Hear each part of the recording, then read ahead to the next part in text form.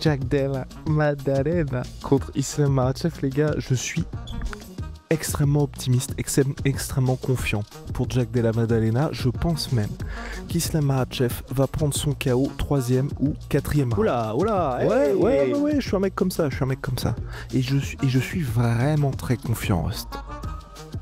Bah, moi, je suis très confiant qu'on va avoir... Avant le combat contre Belal, j'aurais été, si on m'avait dit, ouais, Jack Della va gagner, et ensuite, il prend Islam, j'aurais été dégoûté. Là, je le suis quand même encore un peu, parce que j'aurais voulu que Jack, tu sais, il ait le temps, le fameux truc de... on va pas faire le podcast avant que le générique commence, mais c'est le fameux truc de quand tu deviens champion, tu deviens 30% meilleur, le fameux truc de Teddy Atlas. J'aurais voulu qu'il s'installe un peu plus, qu'il prenne confiance en lui, etc., en tant que champion.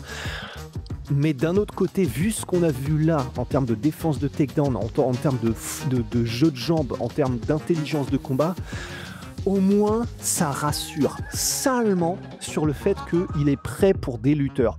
Pour Islam, peut-être pas, mais il est prêt pour des lutteurs. Il y a le combat d'Islam contre Dustin Poirier qui me donne un peu d'espoir, et ce combat évidemment de Jack Della Maddalena contre Belal Muhammad. De toute façon, on va voir tout ça ensemble. C'est parti, générique.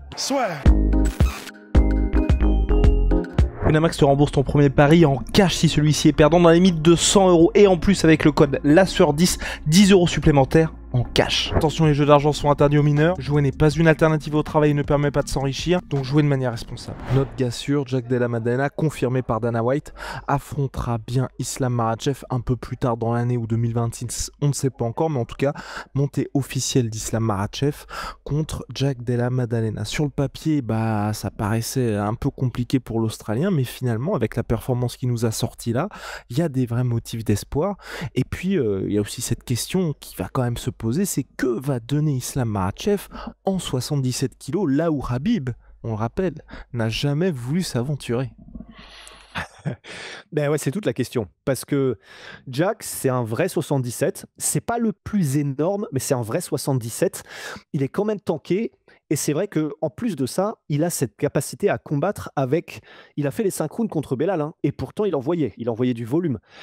Mais il a une décontraction telle, une intelligence dans ses placements et dans la manière même dont il place ses membres, ses mains, etc. Et dans sa mécanique de frappe. C'est pas le mec le plus explosif du monde, mais il est capable d'envoyer régulièrement et avec des mains lourdes pendant 5 rounds. Et donc en fait, non seulement c'est quelqu'un qui est solide physiquement, mais c'est pas quelqu'un qui en plus va, je pense, se crever facilement sur les 5 rounds. Sa manière de combattre, sa manière de se poster, sa manière d'attaquer et de défendre font que je pense que c'est quelqu'un qui va avoir vraiment une bonne gestion de l'énergie et qui... C'est pas le genre de mec qui va descendre à la Chandler ou à la Conor, tu vois. Donc, non seulement c'est quelqu'un qui est très bon en striking et qui fait mal, mais en plus... c'est quelqu'un que va devoir manipuler Islam, et c'est pas un lightweight, c'est clair. Et en plus de ça, il sera là, s'il se fait pas terminer, pendant les 5 rounds. Et au 5e, il peut t'envoyer la purée. On l'a vu contre Belal, tout comme au premier, quoi. Et t'as pas cette peur qu'il peut y avoir chez certains des combattants, et c'est ce qu'il y avait pour Khabib et pour Islam Makhachev, où de très bons strikers se retrouvaient tétanisés face aux mecs qui présentaient ce danger en lutte. Et puis je sais pas si t'as vu, évidemment, Cross, t'as vu la vidéo, mais je ne sais pas si vous avez vu cette vidéo-là, mais dans la foulée de son sacre, il a posté une vidéo comment battre Belal Muhammad sur sa chaîne YouTube Jack Della Maddalena, et on voit que le gars était vraiment préparé à ce qu'elle allait arriver. C'est pour ça aussi que moi ça me donne vraiment confiance, c'est qu'en termes de striking il sera hyper dangereux, il sait à quoi s'attendre, tu sais que oui tu vas le mettre au sol, mais déjà ça va être compliqué, et l'y maintenir ça va être très très compliqué pour toi en plus. Et chaque fois que le gars se relève, on l'a bien vu pour Dustin contre Islam Makhachev, et même Conor contre Chad Mendes par exemple, si le mec se relève, c'est une victoire pour lui. Oui, il a perdu le round, mais ou en tout cas perdu des minutes de contrôle, mais c'est une énorme victoire pour lui parce que votre plan n'a pas fonctionné. Et avec Jack Della Maddalena, vous savez que c'est ce qui va se passer. Et en plus, quand vous allez être debout, il va être bon. Là maintenant, ça va être à mon tour. Donc c'est pour ça que moi, vraiment, je suis extrêmement confiant par rapport à ce combat-là. Le seul truc, mais je pense que ça n'arrivera pas, c'est que peut-être contre Belal, notamment, je crois, c'est le 5e round où il a été peut-être un peu trop en confiance par rapport à sa défense de takedown et sa lutte quand il commence à faire des feintes et même à tenter les amener au sol et tout. Bon, Ne fais pas trop ça non plus. Ne fais pas trop ça non Non, plus. il nous a fait flipper. Le 5e round où il tente lui-même de mettre Belal au sol, il se fait retourner comme une crêpe et tout le monde est en mode bah oui, tu fais quoi? Ouais. Heureusement, il s'en est sorti, il s'est relevé ensuite, mais là c'est vrai qu'il nous a fait flipper. Ah bon, on aurait pu Non, être en fait, vraiment dans c'est les moments de oh, les plus grosses conneries de l'histoire du MMA, comme c'est ce que j'avais dit, je ouais. crois que dans le podcast, c'était comme Weili Zhang contre Rosna Mayunas et comme Chris Weidman contre Luke Rockhold, où et encore lui, ça se passait encore mieux parce que là, il avait vraiment les clés et finalement, tu perds, mais sur un truc tellement con. Ouais. Non, mais c'est pour ça, on a tellement échappé belle là, c'est le destin qui a voulu que dès là, bon, ok, vas-y, t'inquiète, je te repousse un peu parce que là tu fais n'importe quoi, t'inquiète, ça va bien se passer. Non, mais en fait, et c'est pour ça que je suis vraiment curieux, c'est que même si j'aurais aimé qu'il puisse s'installer un peu plus, comme tu le dis, déjà, on sait aussi que, enfin, les sports enfin disons, les styles qui se reposent beaucoup sur la lutte, sur le contrôle au sol et sur le grappling, mais en particulier les lutteurs, pas forcément les grappleurs, c'est des mecs qui ont besoin d'avoir aussi un avantage physique, généralement en tout cas. Quand les mecs font des gros cuttings et qui sont énormes dans la cage, on sait que c'est généralement là où ils font le plus de salles. Donc là, Islam va tomber face à un mec, il aura probablement l'avantage en termes de force et en termes tu sais, de grip, enfin, tu sais, la force des lutteurs et des grappleurs. Mais je ne sais pas s'il aura autant un avantage de puissance ou en tout cas même de force à ce point-là en montant d'une catégorie. Donc déjà, il n'y aura pas ce côté énorme lutteur qui cut à mort face à un mec qui, bon, bah voilà, et oui, ils sont dans la même caté, mais c'est quand même pas les mêmes animaux. Là, déjà, il y aura quand même un truc qui sera un peu plus proche en termes de physique, forcément, puisqu'il monte. Et puis, effectivement, comme tu l'as dit, il y a le côté, là, Jack Della Maddalena, sa défense de takedown et la manière dont il se relevait face à Belal, c'était impressionnant. Et effectivement, tu sentais qu'il l'avait taffé. La manière dont il plaçait sa main, qui était quasiment à chaque fois la même, à quelques manières de faire, et puis placement, tu sais, précis, prêt, mais c'était à chaque fois la même, et ça marchait parfaitement. Belal n'arrivait pas à ses fins en termes de lutte contre la cage, il n'arrivait pas à le surprendre à l'ouvert, et les moments effectivement où il l'a mis au sol, Jack s'est relevé. Pour moi, il y a probablement aussi l'espèce d'arme secrète qui est Craig Jones. Enfin, je pense que ça doit jouer, tu vois, dans le sens où le fait d'avoir l'un des tout meilleurs grappleurs de la planète qui, pendant 3 camps d'entraînement, parce que 2 fois Volkanovski et 1 fois Jack Della Maddalena, a dû poncer les vidéos de Islam Makhachev, son style de lutte, son style de contrôle, comment est-ce qu'il fait pour contrôler et frapper en même temps, et et les ouvertures pour réussir à se relever et arrêter. Et ça, pour moi, avec le talent et la vitesse d'apprentissage d'un Jack Della Maddalena et une arme secrète comme Craig Jones, et ils ont aussi un gros vivier en Australie, c'est pas déconnant, franchement, le niveau qu'il a là, hein.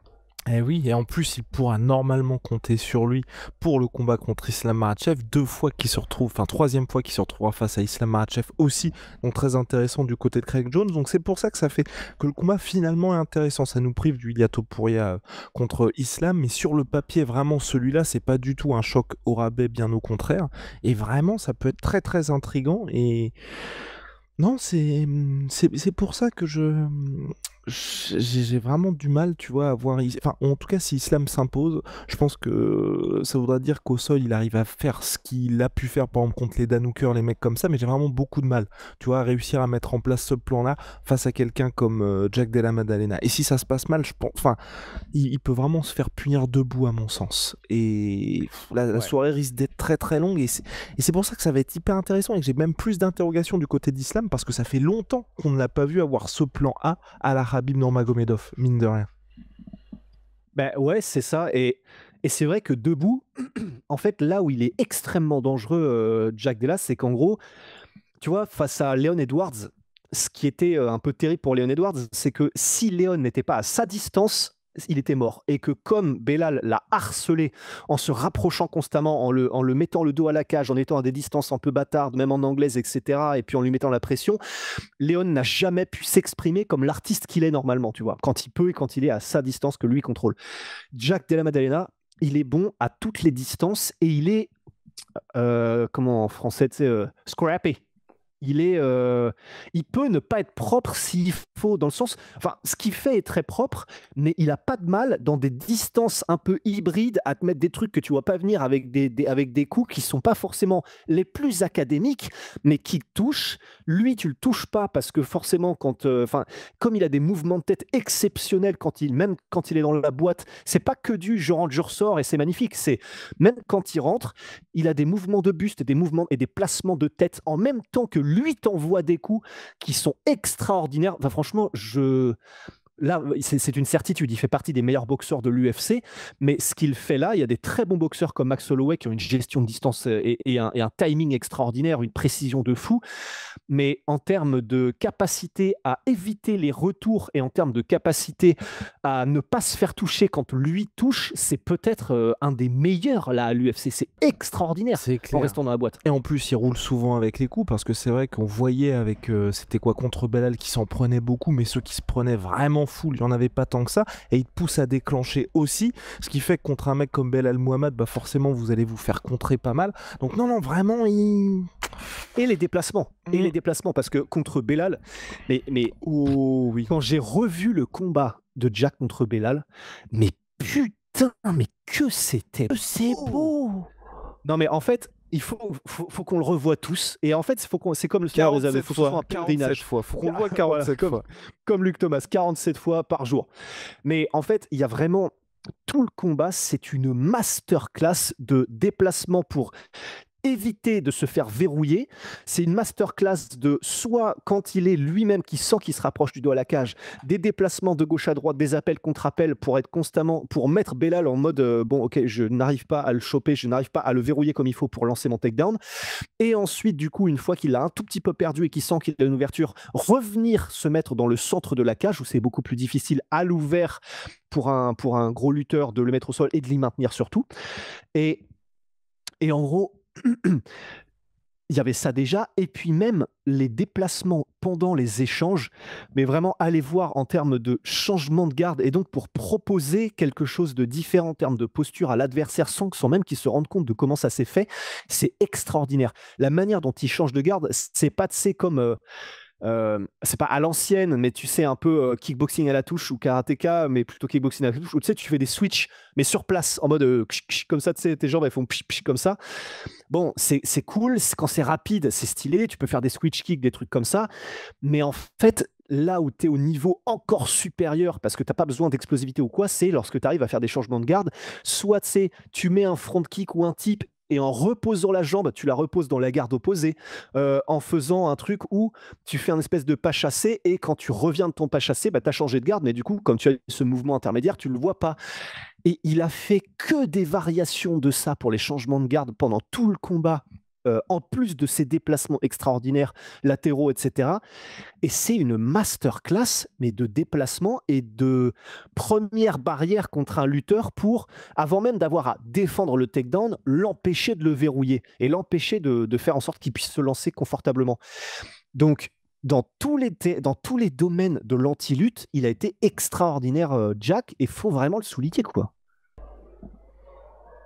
Il faut le souligner. Il y a quand même ce seul truc là où comment c'est là où on s'enflamme peut-être un tout petit peu, c'est peut-être dans le game plan de Belal, ou peut-être qu'il a mis en place sa lutte un poil trop tard et que là il voulait surtout montrer sa boxe à la Canelo Alvarez, ou peut-être certainement d'ailleurs que Islam Makhachev ne fera pas cette meilleure parce qu'il s'est quand même pris pas mal de front kick aussi, Belal, donc peut-être que ça a aussi creusé dans l'effort et qu'il y a peut-être qu'il s'est senti pousser des ailes en striking, ou qu'il y a eu de leur côté une mauvaise appréciation, mais où je me dis, c'est vrai que d'avoir un Dagestanais qui pèse sûrement au jour du combat 85 kilos et qui est sur toi de la première à la dernière minute, pour s'exprimer, ça peut être un petit peu plus difficile, et peut-être que ce sera différent quand il y aura le combat, mais bon, mais en tout cas pour l'instant c'est très encouragement du côté de Jack Della Maddalena, et ouais, vivement. J'espère juste que ça va être annoncé rapidement.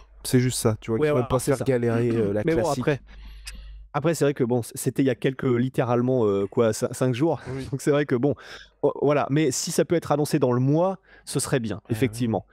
Mais et en plus de ça, comme tu dis, oui, c'est vrai qu'il va se retrouver face à un Islam qui probablement va mettre en avant le plan A directement. Parce que Islam a aussi, il a des très bons kicks et ça peut être à distance de kick, mais ça reste quand même risqué face à un Jack qui sait couvrir la distance rapidement, intelligemment.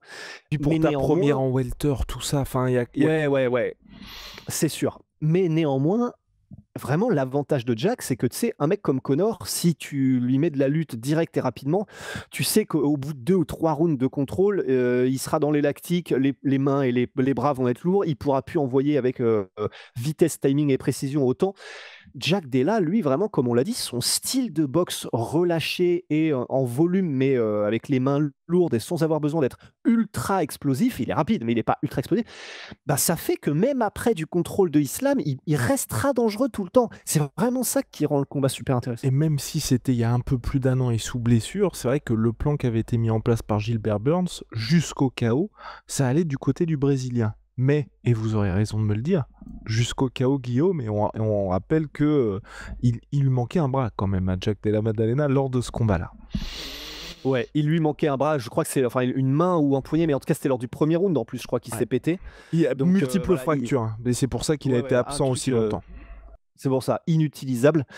Et effectivement, et pareil, tu vois, le KO contre Gilbert Burns, c'est exactement, tu vois, tu as bien fait de le dire, la démonstration de ce qu'on veut dire, parce que c'est pas en mode il se relève, là-bas, tu sais, énorme middle kick que tu n'as pas vu venir, bon, bah, tu sais pas d'où ça sort et machin, ou énorme bras arrière laser.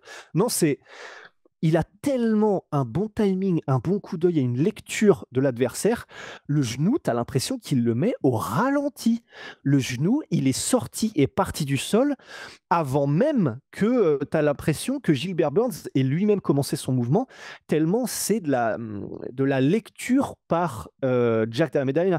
D'ailleurs, il en parlait lorsqu'il s'exprimait sur le combat de Belal, il expliquait qu'il lui faut un petit peu de temps pour se régler, mais que quand il s'est réglé sur le timing de l'adversaire, ses attaques et ses manières de faire, bah là, il rentre, ça y est, était dans son jeu et c'est la danse de la mort, quoi.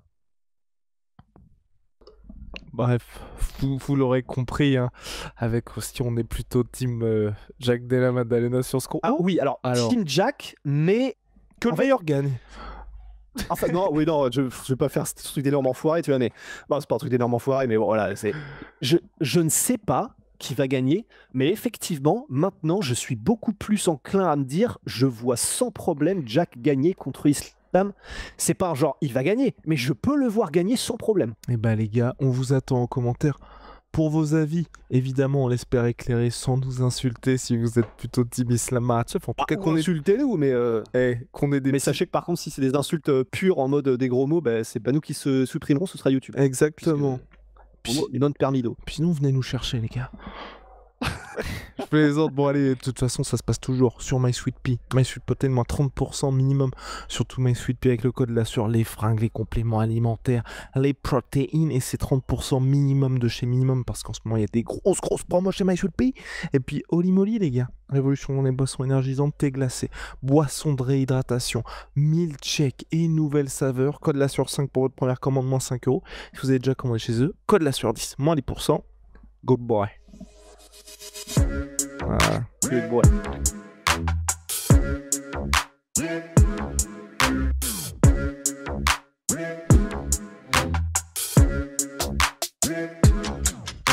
I'm fucking coming for you!